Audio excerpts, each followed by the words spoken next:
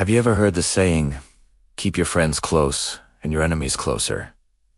What if the enemy is your own sister? Today, we re-diving into a shocking story from Russia that feels like it is straight out of a movie. It's a tale of two sisters, a billionaire tycoon, an illegal battle that left one with everything and the other with nothing. It all started with an elderly woman in Moscow. Let's call her Nina. Nina lived a quiet life, but she had one very valuable asset: a spacious apartment in the heart of the city. As she got older, she needed more help. Her two daughters, Maria and Katya, were supposed to be her support system. Maria, the younger sister, was always there. She visited daily, brought groceries, cooked meals, and took care of all of Nina's needs. Katya, the oldest sister, was rarely seen. She was busy living her own life, seemingly unconcerned with their mother's well-being. Years went by, and Maria continued to be the sole caregiver. So, it seemed only fair when Nina decided to leave her entire apartment to Maria in her will. She made it official, signed the papers, and believed she had secured her devoted daughter's future. But here's where the story takes a wild turn. Unbeknownst to everyone, Katya had made a secret deal years ago. She was married to a powerful Russian tycoon, a man with immense wealth and influence. Years prior,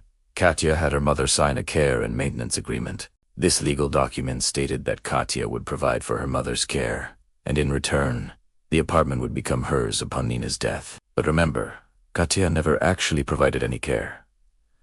It was all Maria. So, why did Nina sign it? Perhaps she felt pressured, or maybe she didn't fully understand the implications. The contract just sat there, like a ticking time bomb. When their mother passed away, Maria prepared to inherit the apartment she felt she had rightfully earned through years of sacrifice. But then, the tycoon stepped in. He activated the old care agreement on behalf of his wife, Katya.